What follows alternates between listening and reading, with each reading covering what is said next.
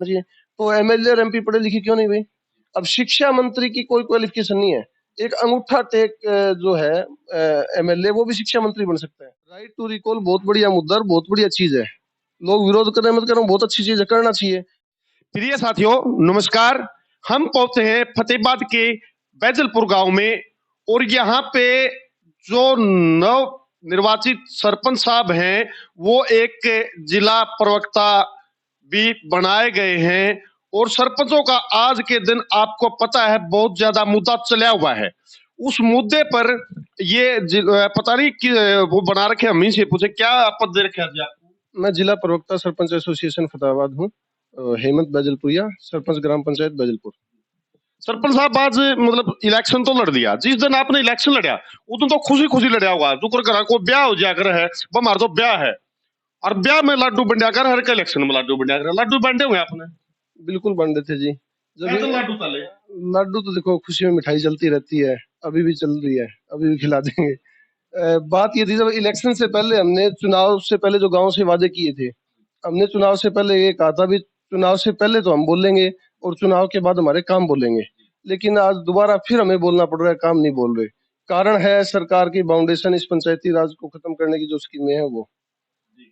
क्योंकि सरकार ने जो अभी जो मेन मुद्दा हमारा चल रहा है ई टेंडरिंग का, हमें ई टेंडरिंग का विरोध नहीं कर रहे। ये टेंडरिंग और एक राइट टू कॉल का क्या मकसद है? राइट टू कॉल का भी मुद्दा है आपका? राइट टू रिकॉल बहुत बढ़िया मुद्दा और बहुत बढ़िया चीज है। लोग विरोध कर रहे हैं, मत करो, बहुत अच्छी चीज है, करना चाहिए। लेकिन सरपंचों पे क्यों? मैं आपको रोकना चाहूंगा। लोग तो ये भी कह रहे हैं, जो आपके नए सरपंच है वो तो ये भी कह रहे हैं कि राइट टू कॉल जो हमारे को ऊपर लगाई है, सबसे पहले एमपी एमएलए अपने ऊपर राइट टू कॉल लगाए, उसके बाद सरपंचों के ऊपर आए। तो इस बात में क्या सच्चाई? यही बात मैं कहना चाह रहा था भी राइट टू रिकॉल अगर सरकार को लग रहा है बढ़िया चीज है तो मैं कह रहा हूँ बहुत बढ़िया है। तो सरपंचों पे क्यों? सबसे पहले एमएलए एमपी पे करो। भी अगर ये कह रहे हैं, अब पीछे से मंत्री जी का बयान आया था भी अगर कोई सरपंच काम ना करे तो वो किसी मेंबर को, ग्राम पंच को पावर दे दो काम करने की और उससे काम करवाओ। तो ऐसा आप विधानसभा में करो ना। अगर किसी भी विधानसभा क्षेत्र के 60 से 70% सरपंच अगर किसी विधायक के विरोध में है तो वो पावर उनसे खोस के किसी सरपंच को दे दो। इस सरपंच को दे दो जो सारी मतलब जो ये पंचायत है ना, ये पंचायती राज जब 2 साल पंचायतें नहीं रही थी तो इस सरकार ने देख लिया था सबसे बड़ी कमाई यही है, क्योंकि सारा कमीशन ऊपर तक पहुंचने लग गया था।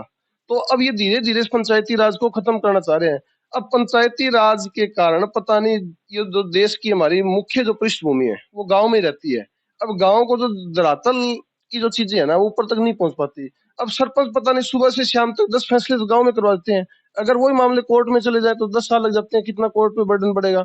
हर रोज ऐसे मामले होते हैं, सरपंच कत्ल तक के मामले गांव में सुलझा देते हैं। अब इस पंचायती राज को आप खत्म कर दोगे तो ये सारी चीजें बढ़ेगी, आपसी भाईचारा सारा खराब हो जाएगा। पंचायतों के कारण आपसी भाईचारा चल रहा है सारा।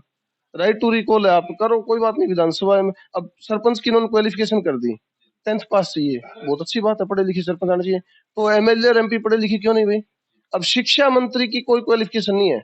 एक अंगूठा टेक जो है एमएलए वो भी शिक्षा मंत्री बन सकता है। तो ये बताओ, ये कोई कानून थोड़ी हुआ?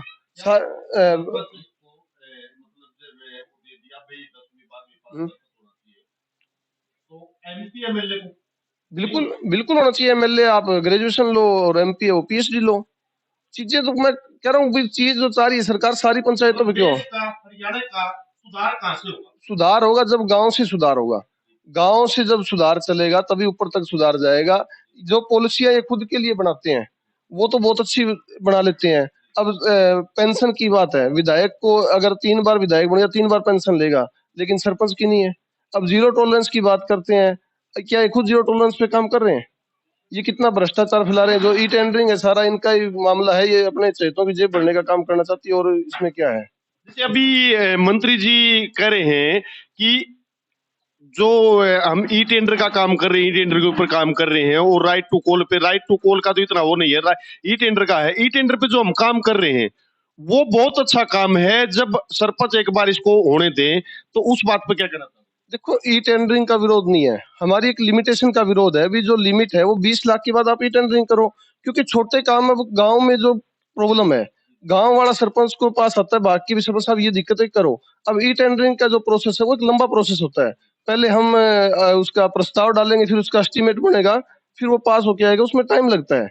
इसलिए मतलब ये चीजें, अब 10 लाख का काम है, ई टेंडरिंग में क्या होगा, जो सबसे कम टेंडर लगाएगा उसी को वो काम मिलेगा। अब 10 लाख का काम है, जो 8 लाख में करेगा उसी को काम मिलेगा, लेकिन उसमें 18% जीएसटी चला गया, फिर इसका आपका ठेकेदार की कमाई चली गई, फिर ऊपर कमीशन चला गया। 10 लाख वाला काम 3-4 लाख पे आ जाएगा, कैसे हो जाएगा वो काम? सरपंच साहब, अब आगे की आपकी जो रणनीति है वो क्या है?